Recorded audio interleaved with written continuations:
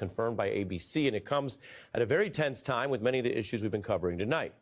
There was a backlash on the right because Jimmy Kimmel, after the Charlie Kirk shooting, made the statement that he viewed, quote, new lows with the MAGA gang desperately trying to characterize this kid who murdered Charlie Kirk as anything other than one of them, and with everything they can to score political points from it, end quote.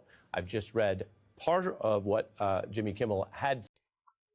Como político antifascista, senti a necessidade de prestar minhas homenagens em maio deste ano, em Moscou, aos mais de 60 mil soldados que morreram durante a libertação da Eslováquia.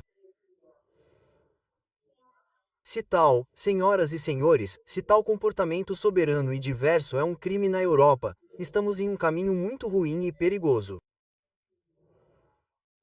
Se um ativista político da oposição eslovaca quisesse me assassinar por minhas posições políticas, estamos em um caminho ainda mais perigoso.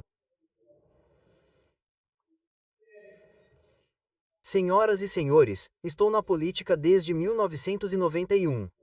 Quero dizer, na alta política eslovaca, e não consigo me lembrar de tanto nervosismo e agressividade acumulados na comunidade internacional, desde a eclosão de guerras até guerras comerciais e desrespeito na política internacional. A União Europeia, em vez de desempenhar um papel honesto de manutenção da paz e dar prioridade aos esforços diplomáticos. Zaťahovanie Slovenska do kampane ako odstrašujúceho príkladu sa dosluhujúcej koalícii nevyplatilo. Účasť Víta Rakušana s transparentom na opozičnom proteste v Bratislave bolo tlačenie na pílu, ktoré nezafungovalo. Ak chce byť naša opozícia úspešná, české voľby jej presne ukázali, čo nemá robiť. Namiesto neúčinnej demonizácie Putinom predložiť plán, čo ideme robiť a kde na to vziať. Budúci rok sa budeme hlboko pozerať do peňaženky a je zbytočné presviečať ľudí, že opozícia by